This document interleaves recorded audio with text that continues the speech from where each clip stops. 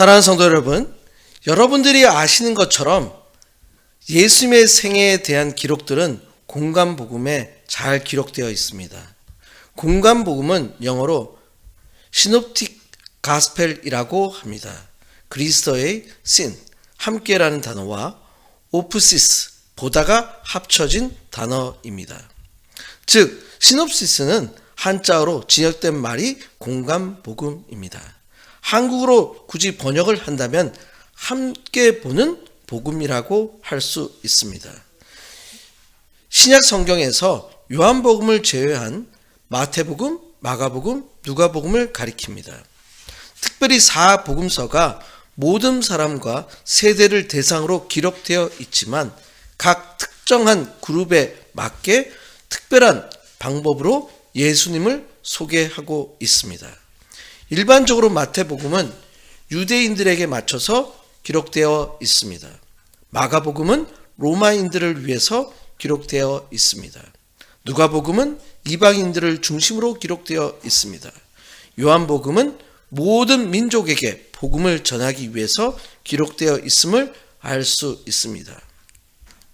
그렇기 때문에 마태는 유대인들의 관점에서 예수님을 기록하였다는 것을 알아야 합니다. 특별히 마태는 예수님의 공생의 마지막 부분에 대해서 많은 부분을 할애한 것 같습니다. 마태복음 20장 17절에서 19절에는 세 번째로 십자가의 순환을 예고하셨습니다. 마태복음 21장 1절에서 9절에는 승리의 호산나 입성을 기록하고 있습니다.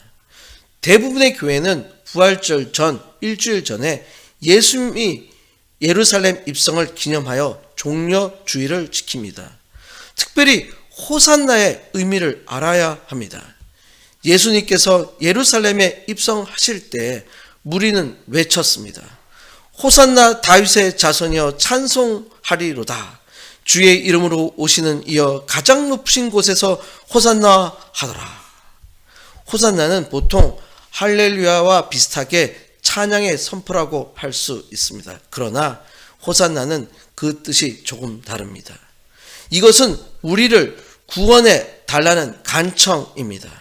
시편 118편 25절에 기록된 여호와여 구원하옵나니 이제 구원하소서의 의미를 가지고 있습니다. 히브리어 야사, 구원과 안나, 간청이 합쳐져서 호산나라고 하는 단어가 만들어졌습니다. 즉 호산나는 구원하여 주시길 간청합니다 입니다. 제발 구원해 주시옵소서라고 하는 뜻을 가지고 있습니다. 그렇기 때문에 종료주일에 호산나라고 외치는 것은 사람들이 구원을 간구했다는 것을 알 수 있습니다. 이것은 예수님께서 이 땅에 오신 이유입니다. 함께 외쳐보시길 바랍니다. 호산나! 다윗의 자손이여 우리를 구원해 주시길 간구합니다. 다음 날 월요일에 대한 기록으로 마태복음 21장에 기록되어 있습니다. 2차 성전 정화 기록이 기록되어 있습니다. 또한 무화과 나무를 저주하신 기록이 기록되어 있습니다. 마태는 특별히 화요일에 대해서 많은 기록을 하였습니다. 마른 무화과 나무에 대한 교훈, 성전에서 예수님의 가르침에 대한 권위에 대한 이야기, 두 아들의 비유, 악한 농부 비유 등이 기록되어 있습니다. 화요일에 기록 계속해서 22장에 기록되어 있습니다. 혼인잔치의 비유, 세금 논쟁, 부활 논쟁, 첫째 계명 논쟁, 메시아의 신분 논쟁이 기록되어 있습니다. 화요일 기록은 23장에도 계속 기록되어 있습니다. 특별히 마태복음 23장은 바리새인들에 대한 저주를 기록하고 있습니다. 이어서 마태복음 24장에는 종말론에 대한 설교, 도적의 비유, 청지기의 비유, 마태복음 25장에는 열 처녀의 비유, 달란트의 비유, 양과 염소의 비유가 기록되어 있습니다. 마태복음 26장에는 예수님을 죽이기 위한 유대인들의 모의와 가룟 유다의 변심이 기록되어 있습니다. 그리고 수요일이 되었습니다. 그런데 수요일은 참으로 신기하기도 합니다. 왜냐하면 정확하게 수요일에 무슨 일이 일어났는지 기록이 없기 때문입니다. 이제 목요일이 되었습니다. 목요일은 예수님의 마지막 생애의 마지막 일주일 중에서 가장 중요한 날이라고 할 수 있습니다. 왜냐하면 금요일부터는 예수님께서 재판과 죽음이 진행되기 때문에 목요일은 예수님의 사역의 마지막 날이라고 할 수 있습니다. 예수님께서는 마태복음 26장에서 유월절을 준비하라고 지시하십니다. 제자들과 유월절 음식을 함께 하십니다. 그때 유다의 배신을 하게 합니다. 성찬식 규례를 주셨습니다. 또한 베드로의 3번 부인을 예고하셨습니다.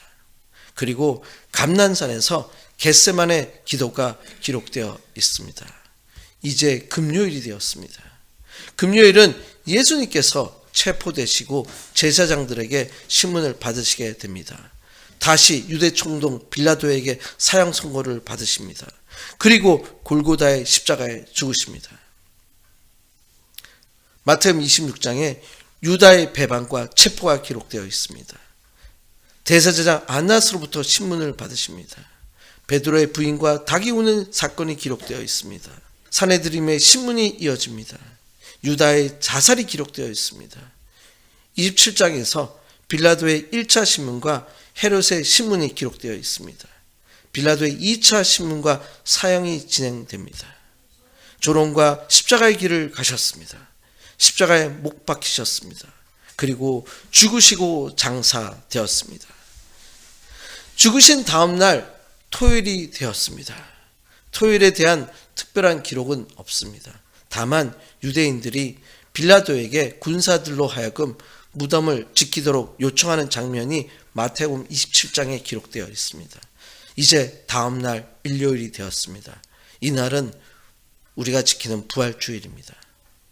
마태복음 28장 1절에서 10절에 무덤으로 여인들이 찾아갑니다. 무덤에서 천사가 예수님의 부활을 알립니다. 특별히 오늘 함께 읽은 마태복음 23장은 바리새인들에 대한 저주를 매우 자세히 기록하고 있습니다. 오늘의 말씀의 제목은 화 있을진저입니다. 마태복음 23장의 말씀을 통해서 예수님께서 공생의 마지막 주간에 예루살렘에 입성하신 후 마지막 사역과 가르침을 통해서 그리스도인들에게 주시는 메시지를 함께 살펴보고자 합니다. 첫 번째로 예수님께서 참된 그리스도인들에게 주시는 메시지는 어리석은 맹인이 되지 말라입니다. 예수님께서는 어리석은 맹인이 되지 말라고 하십니다. 혹시 여러분들 중에 아는 사람들 중에 태어날 때부터 혹은 사고로 인해서 눈을 보지 못하게 되는 경우가 있습니다. 그래서 예수님께서는 어리석은 맹인이 되지 말라고 하십니다. 어리석은 것은 풀리시입니다. 어리석인 것은 지각과 판단력이 결여된 사람입니다. 그렇기 때문에 어리석은 자가 되지 말라고 말씀하시는 것입니다. 마태복음 23장 16절에 잘 기록되어 있습니다. 화 있을진저 눈먼 인도자여 너희가 말하되 누구든지 성전으로 맹세하면 아무 일이 없거니와 성전의 금으로 맹세하면 지킬지라 하는도다. 예수님께서는 저주를 하십니다. 누구에게 저주를 하시나요? 화 있을진저 눈먼 인도자여라고 하십니다. 저주의 대상은 눈먼 자가 아니라 눈먼 자를 인도하는 인도자라고 지목하고 있습니다. 이것은 복음의 진리에 눈이 먼 것 같이 완고한 바리새인과 서기관들을 가리키는 것입니다. 자신들의 행실도 온전치 못한 지도자들은 자기뿐만 아니라 다른 사람까지 지옥으로 빠뜨린다는 것입니다. 예수님께서는 자세히 설명하고 계십니다. 성전으로 맹세하면 아무 일이 없겠거니와 성전의 금으로 맹세하면 지킬지라 하는도다. 저는 처음 이 말씀을 묵상할 때 너무나 충격적이었습니다. 무슨 뜻인지 너무 어려웠습니다. 자세히 보시길 바랍니다. 성전으로 맹세하면 아무 일이 없다. 이 말의 의미는 성소나 지성소 또는 제단으로 맹세한다면 반드시 지켜야 하는 의미가 없다는 것을 말하는 것입니다.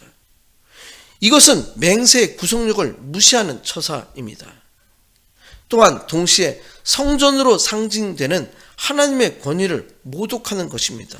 그런데 성전의 금으로 맹세하면 지킬지라라고 합니다. 성전의 금이 무엇일까요? 성전에 바치는 예물이라고 할 수 있습니다. 즉 성전 안에 비치된 금장식 혹은 성전 금고에 간직된 금이라고 할 수 있습니다. 이것은 성전을 의미 있는 제사나 하나님보다 성전 제물에 더 큰 관심을 가진 바리새인, 즉 교권주의자들의 잘못됨을 적나라하게 말씀하고 시는 것입니다. 율법의 근본적인 가르침은 하나님께 맹세하였다면 반드시 지켜야 된다고 기록하고 있습니다. 그런데 바리새인들은 돈을 두고 맹세한 것만 효력이 있다고 말하는 것입니다. 이것은 예수님께서 지적하여서 어리석은 맹인이 되지 말라고 하시는 것입니다. 예수님께서는 스스로 자신들의 행위를 돌아보게 하십니다. 자신들의 행위를 극명하게 볼 수 있어야 한다고 말씀하시는 것입니다. 예수님께서는 신앙의 척도가 돈, 재물이 돼서는 안 된다는 것을 보여주시는 것입니다. 그렇기 때문에 본질이신 하나님과 성전에 중심을 두어야 된다고 말씀하시는 것입니다. 예수님은 자세히 설명해 주십니다. 마태복음 23장 21절입니다. 또 성전으로 맹세하는 자는 성전과 그 안에 계신 이로 맹세함이다. 이요. 성전으로 맹세하는 자라는 것은 하나님의 제단에 중점을 두는 것입니다. 하나님의 제단과 성전은 예배의 삶이 하나님 안에 있음을 강조하는 것입니다. 따라서 예물을 드리거나 제단을 두고 맹세하는 자나 성전을 두고 맹세하는 자나 모두가 하나님 앞에 맹세하는 것입니다. 이것은 참된 그리스도인의 삶이 정직해야 함을 설명하고 있습니다. 따라서 예수님께서 말씀하시는 것은 성전이나 제단 위의 제물 또는 제단과 같이 장소나 물질적인 것을 두고 맹세를 근거에 삼아서는 안 되는 것을 말씀하고 있습니다. 따라서 맹세는 하나님과의 인격적 관계 속에 있다는 것을 말씀하고 계십니다. 즉 장소가 중요하지 않습니다. 예수님께서는 특정한 장소가 문제가 되는 것이 아니라 그 개인의 내면적 진실성에 중점을 두어야 한다는 것을 지적하고 계십니다. 따라서 예수님께서는 이런 맹세를 하늘로 맹세하는 자라고 말씀하십니다. 마태복음 23장 22절입니다. 또 하늘로 맹세하는 자는 하나님의 보좌와 그 위에 앉으신 이로 맹세함이니라. 하늘로 맹세하는 자에 대해서 자세히 설명하고 계십니다. 맹세가 하나님의 보좌와 그 위에 앉으신 이로 맹세하는 것입니다. 예수님의 가르침을 배우시길 바랍니다. 예수님께서 말씀을 통해서 맹세와 예배에 대한 바른 인식을 알려주고 계십니다. 서기관들과 바리새인들이 맹세에 관한 가르침이 왜 잘못되었는지를 알기 쉽게 설명해 주고 계십니다. 이제 기존에 유대인들이 가지고 있었던 성전 중심, 특히 예물 중심의 사상에서 하나님 중심으로 옮겨간 것을 알려주고 계십니다. 즉 제단에서 성전으로, 성전에서 하늘로 옮겨가야 한다는 것을 알려주고 계십니다. 이것이 예수님께서 강조하시는 것입니다. 사랑하는 성도 여러분, 예수님의 음성을 들으시길 바랍니다. 어리석은 맹인이 되지 마시길 축원드립니다. 성도 여러분의 삶에서도 하나님 중심, 예배 중심의 삶이 되시길 간절히 축원드립니다. 두 번째로 참된 그리스도인들에게 주시는 메시지는 정의와 긍휼과 믿음을 지키라입니다. 예수님께서는 다시 저주 같은 말씀을 하십니다. 화 있을진저 외식하는 서기관들과 바리새인들이여 라고 말씀하십니다. 마태복음 23장 23절입니다. 너희가 박하와 회양과 근처의 11조는 들이되 율법에 더 중요한 바 정의와 긍휼과 믿음은 버렸도다. 그러나 이것도 행하고 저것도 버리지 말아야 할지니라. 예수님께서는 비교를 하십니다. 박하와 회양과 근처의 11조를 먼저 말씀하십니다. 율법과 더 중요한 정의와 긍휼과 믿음을 버렸다고 말씀하십니다. 박하는 헬라어로 회드 오스몬이라고 하는 독특한 향내가 나는 채소라고 할 수 있습니다. 박하는 유월절 쓴 나물의 양념으로 쓰여졌습니다. 그 향내로 인해 회당의 방향제로 쓰여졌다고 합니다. 회양은 헬라어로 안네톤이라고 부릅니다. 회양은 미나리과의 식물로서 양념에 사용되는 식물로서 약품과 향료로 사용되었습니다. 근채는 큐미논이라고 부르는 식물입니다. 근채는 다른 말로 구민초라고 하기도 합니다. 근채는 미나리과에 속하며 향기로운 열매를 맺습니다. 근채의 열매는 양념이나 약품으로 사용되었습니다. 이러한 채소들은 이스라엘 농작물 중에 매우 사소한 수확물들입니다. 이렇게 사소한 식물들을 나열한 것은 당시 서기관들과 바리새인들이 율법의 규례에 따라 얼마나 11조에 철저했던가를 상기시켜 주는 것입니다. 예수님의 비판은 세세한 11조 생활을 비판하려고 한 것이 아닙니다. 예수님께서는 율법에 더 중요하다고 강조하십니다. 즉 지엽적이거나 사소한 일이 아니라 더 중요한 것, 결정적인 일을 말씀하고 계십니다. 즉 사소한 11조 행위와 대비시키심으로 더 중요한 율법을 소홀히 하는 것을 강조하신 것입니다. 그렇기 때문에 정의와 긍휼과 믿음을 가지라고 말씀하십니다. 따라서 이것도 행하고 저것도 버리지 말아야 할지니라 라고 말씀하신 것입니다. 예수님께서는 유대인의 11조 행위를 무조건 비판하는 것이 아니라 중요한 것이든지 사소한 것이든지 모두 지키라고 한 것입니다. 이것은 예수님께서 율법을 폐하러 온 것이 아니라 완전케 하려 함이라고 기록된 예수님의 선언과 연결되는 것입니다. 사랑하는 성도 여러분, 어리석인 맹인처럼 잘못된 판단을 하지 않으시길 축원드립니다. 오직 하나님 중심의 예배가 되시길 축원드립니다. 하나님의 정의와 긍휼과 믿음을 지키시는 삶이 되시길 간절히 축원드립니다. 세 번째로 참된 그리스도인들에게 주시는 메시지는 안과 겉을 깨끗이 하라입니다. 예수님께서는 문제만 지적하신 것이 아니라 해결 방안도 함께 알려주시고 계십니다. 마태복음 23장 26절입니다. 눈먼 바리새인들이여, 너는 먼저 안을 깨끗이 하라. 그리하면 겉도 깨끗하리라. 예수님의 진지한 충고입니다. 너희 안을 먼저 깨끗이 하라고 말씀하십니다. 즉 속마음을 깨끗이 해야 하는 것입니다.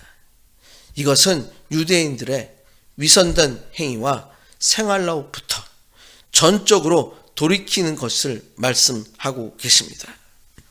즉 회개하고 거룩하게 하는 것입니다. 마음을 바꾸는 것입니다. 행실과 삶을 바꾸는 것입니다. 즉 아는 것과 행위가 하나가 되는 것입니다. 사랑하는 성도 여러분, 어리석은 맹인이 되지 않도록 슬기로운 판단을 하시길 축원드립니다. 하나님의 정의와 긍휼과 믿음을 지키시는 삶을 사시길 축원드립니다. 유대인들의 위선된 행위와 생활로부터 벗어나시길 축원드립니다. 여러분의 삶에서 먼저 속마음을 깨끗하게 하시길 축원드립니다. 그러면 겉도 변화된 삶이 되시길 바랍니다. 모든 성도님의 삶이 하나님의 중심이 삶이 되시길 간절히 축원드립니다. 아멘. 이 시간 함께 통성으로 기도하시겠습니다. 오늘 말씀을 통해서 어리석은 맹인이 되지 않게 해달라고 기도하시길 바랍니다. 하나님의 정의와 긍휼과 믿음을 지키는 삶이 되게 해달라고 간절히 기도하시길 바랍니다. 내 삶에 안과 겉이 동일한 삶이 되게 해달라고 기도하시길 바랍니다. 다 같이 주여 주여 3번 함께 외치시고 기도하시겠습니다. 주여 주여 주여. 아버지 하나님, 오늘 말씀을 통해서 저희들에게 주시는 메시지를 배우게 됩니다. 하나님, 예수님께서 얼마나 답답하셨으면 이렇게 말씀하셨는지 저희가 배우게 됩니다. 화 있을진저 눈먼 맹인 같은 어리석은 맹인이 되지 말라고 말씀하십니다. 저희들의 삶이 어리석은 맹인이 되지 않도록 하여 주시옵소서. 저희들뿐만 아니라 다른 사람들에게 잘못된 가르침을 하지 않도록 우리를 붙잡아 주시고 우리를 인도하여 주시옵소서. 저희들의 삶에서 하나님 중심의 삶이 될 수 있도록 인도하여 주시옵소서. 예수님이 주신 메시지처럼 저희들의 삶이 오직 하나님 중심으로의 삶을 살아갈 수 있도록 인도하여 주시옵소서. 하나님 아버지, 감사합니다. 오늘 말씀을 통해서 저희들의 삶에서 어리석은 맹인이 되지 않도록 해주시기를 간구합니다. 우리들 삶에서 하나님의 정의와 긍휼과 믿음을 지키기를 원합니다. 우리들의 삶에서 먼저 안을 깨끗게 하도록 하겠습니다. 겉도 함께 변화되는 삶이 되게 해주시기를 간절히 간구합니다.